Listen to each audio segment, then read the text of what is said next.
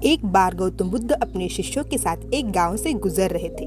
गांव में प्रवेश करते ही उनकी नजर एक बहुत ही दुबले पतले कुत्ते पर पड़ी जो भूख से मरने की कगार पर था।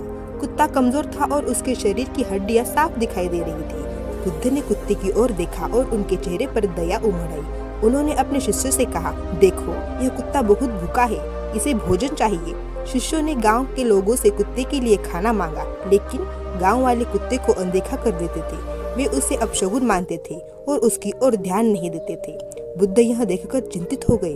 उन्होंने खुद कुत्ते के पास जाकर उसे सहलाना शुरू कर दिया और बोले, इस कुत्ते का भी इस दुनिया में जीवित रहने का हक है, हम सबको इसकी मदद करनी चाहिए। बुद्ध ने कुछ रोटी का टुकड़ा लिया और उसे कुत्ते के पास रख दिया।